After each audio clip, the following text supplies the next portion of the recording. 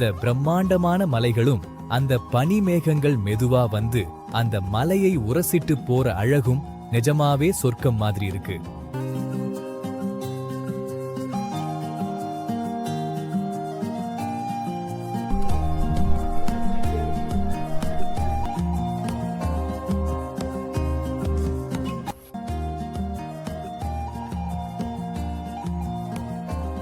இப்போ நாம மெதுவா மலையேறத் தொடங்கியாச்சு. ஒரு முக்கியமான விஷயம் என்னன்னா, இந்த ஹில்ஸ் ரோடு அப்படியே வளைந்து நெளிந்து ஒரு ரோலிங் போல இருக்கும். இங்க மொத்தம் 22 ஹேர்பின் பெண்ட் இருக்கு. நாம 1.5 மணி நேரமா பஸ்ல தான் இருக்கோம். இப்படி மக்களோட மக்களா பஸ்ல பயணம் செஞ்சு அழகான ஊர்களை கடந்து போகும்பொழுது மனசுக்கு அவ்வளவு இதமா இருக்கு. இதெல்லாம் பார்க்கும்போது எனக்கு ஏதோ ஒரு அழகான படம் பார்க்கிற மாதிரியே இருக்கு. என்னோட சப்ஸ்கிரைபர்ஸ்க்கு எப்போதுமே ஒரு சிறந்த இடத்தை காட்டணும் அப்படின்னு தான் நான் நினைப்பேன். ஏன்னா நீங்க என் வீடியோவை மட்டும் பார்க்க கூடாது. இந்த வீடியோவை பார்க்கும்போது உங்களுக்கும் இந்த இடத்துக்கு போக முடியும் என்கிற நம்பிக்கையும் வரணும். இப்போ நாம மெதுவா மலையேறத் தொடங்கியாச்சு. ஒரு முக்கியமான விஷயம் என்னன்னா, இந்த ஹில்ஸ் ரோடு அப்படியே வளைந்து நெளிந்து ஒரு ரோலிங் போல இருக்கும். இங்க மொத்தம் 22 ஹேர்பின் பெண்ட் இருக்கு.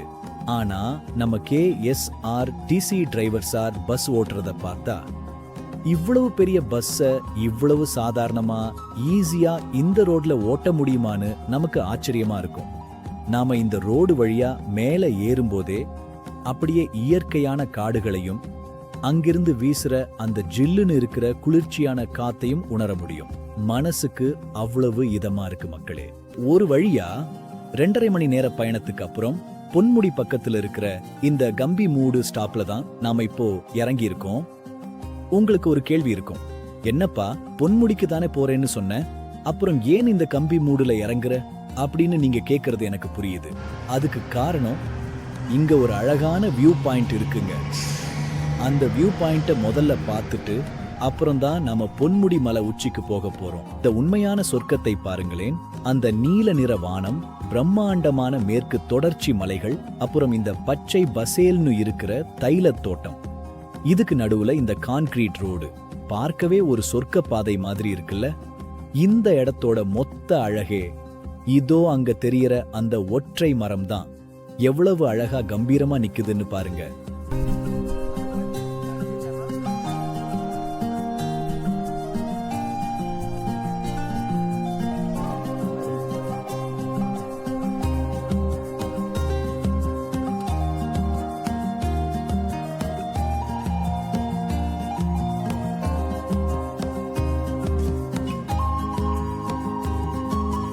இந்த ரோடோட அழக அப்படியே ரசிச்சுக்கிட்டே நாம இப்போ பொன்முடி நோக்கி போயிட்டு இருக்கோம்.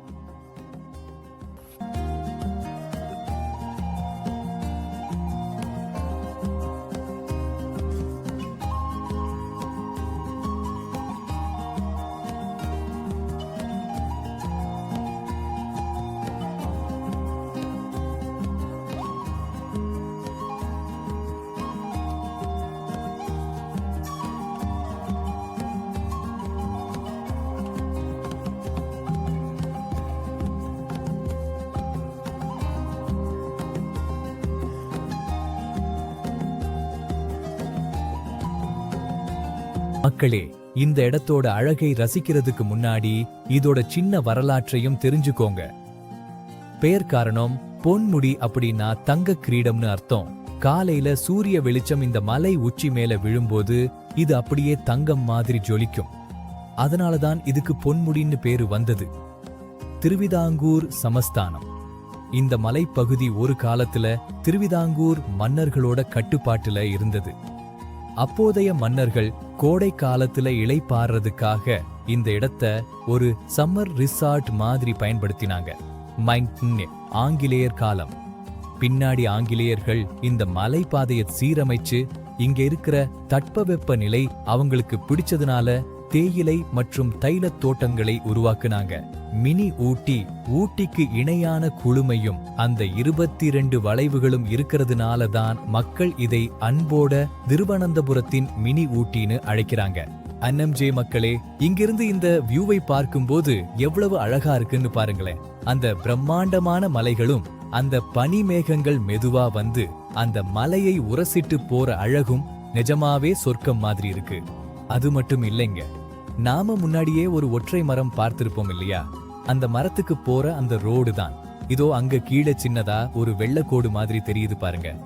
அங்கிருந்து இவ்வளவு தூரம் மேல வந்துட்டோம்னு நினைக்கும் போது ரொம்பவே ஆச்சரியமா இருக்கு. நீங்க ஒரு முறை பொன்முடி மலை உச்சிக்கு வந்து சேர்ந்துட்டீங்கன்னா அப்புறம் நீங்க எந்த பக்கம் திரும்பி நின்னு பார்த்தாலும் அது ஒரு அழகான வியூ பாயிண்டா தான் இருக்கும்.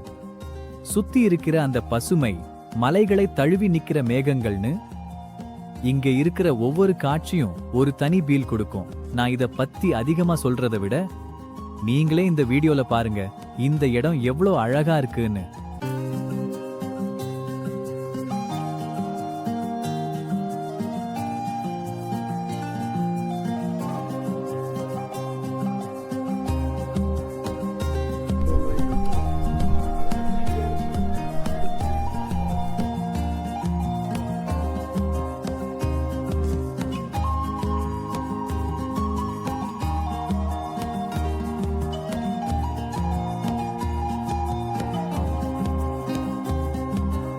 மக்களே, நாம இப்போ பொன்முடியோட கடைசி எல்லைக்கு வந்துட்டோம். இதோ இந்த இடத்தோட பொன்முடி ரோடு முடியுது. இதுதான் பொன்முடியோட லாஸ்ட் வியூ பாயிண்ட். இங்கே இருக்கிற இந்த தகவல் பலகையில போர்டு என்ன போட்டிருக்காங்கன்னு பாருங்க. இங்கிருந்து கேரளா வனத்துறை மூலமா சில ட்ரெக்கிங் பேக்கேஜ் தர்றாங்க. வரையாடு மொட்டா இது 9 மணி நேர பயணம். 5 பேருக்கு 5000 ரூபாய் கட்டணம். மச்வாமாலா இது 6 மணி நேர பயணம். 5 பேருக்கு 3500 ரூபாய்.